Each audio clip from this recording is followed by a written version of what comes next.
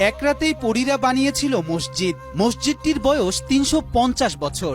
এ থেকে কালের সাক্ষী হয়ে মাথা উঁচু করে দাঁড়িয়ে আছে বিবি চিনিশাহী মসজিদ। পূর্বে পরীর মসজিদ বলা হতো। এর আগে আমরা শুনছি যে পরীরা এক রাতে এই মসজিদটা উঠাইছে। মুঘল সম্রাট শাহজাহানের সময়কালে পারস্য থেকে আগত সাধক শাহ নিয়ামতুল্লাহ বাংলায় ইসলাম প্রচারের উদ্দেশ্যে আসেন। বাংলার সুবাদার শাহ সুজার অনুরোধে তিনি এই এলাকায় একটি মসজিদ নির্মাণ করেন। তবে স্থানীয়দের দাবি এটি একটি জিনপরি মসজিদ বা অলৌকিক মসজিদ, যা এক রাতে দিঘির মাটি তুলে উঁচু পাহাড় করে সেখানে নির্মিত হয়। লোকমুখে শোনা যায় মসজিদের পাশে দিঘিতে উঁচু করে পবিত্র অবস্থায় কিছু চাইলে উঠে আসতো বিভিন্ন জিনিসপত্র। ওই মাটি এক রাত্রের ভিতরে এখানে আইনা তারপরে টিলার মতো উঁচু করে এটার উপর মসজিদ নির্মাণ করা হয়েছে। এরকম হয়েছিল যে যারা কিছু চাইলে মানে টজু করে একটা অনুষ্ঠান পড়লে কিছু চাইলে ওখান থেকে ঘাটে উঠতে থাকতো। যখন এইটার কেউ একটা সুইচ লেগেছে যে একটা জিনিস রাইখে দিয়েছে বা কিছু, তখন ওই জিনিস আর নামে না নামার কারণে এটা দেওয়ার পরে আবার নামে গেছে, এই যে গেল আর ওঠে নাই। এই মসজিদটিকে ঘিরে রয়েছে নানা অলৌকিক কাহিনী। কথিত আছে শাহ নিয়ামতুল্লাহর তাসবিহ হওয়ার ফলে বিষখালী নদীর পানি সুপেয় হয়ে যায় এবং সেই পানি আজও বিশুদ্ধ রয়েছে। এছাড়া তার আগমনের পর থেকে এলাকাটিতে কুমিরের আনাগোনা বন্ধ হয়ে যায়।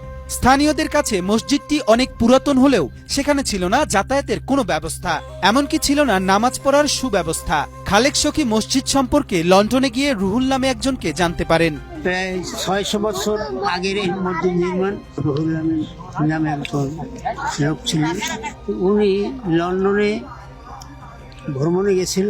ওখানে যাইয়া আপনার পুরাণ কীর্তি ভিতরে এই মসজিদটা উনি ইতিহাস হবে এবং ইতিহাস দেখতে পায়। উনি আশ্চর্য হয়ে গেল যে আমার গ্রামে এই মসজিদ, অথচ আমি জানি না।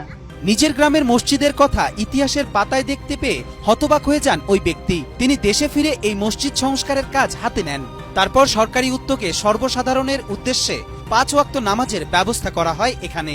উনি আইসেই এই মসজিদে আসছে, তখন দেখেছে চতুর্দিকে জঙ্গল, কাটাবহরের গাছ, ওঠার মতন মানে তেমন একটা রাস্তা নাই। জুমার নামাজটা পড়তে ছিল, ৫ ওয়াক্ত নামাজ হইতো না। উনি সরকারের কাছে আবেদন করলো যে মসজিদের সংস্কার করতে হবে। সরকার টাকা বরাদ্দ করছে এবং এটি সংস্কার করবে। তবে ঐতিহ্যবাহী এই স্থাপনা বর্তমানে রক্ষণাবেক্ষণের অভাবে ক্ষতিগ্রস্ত হচ্ছে।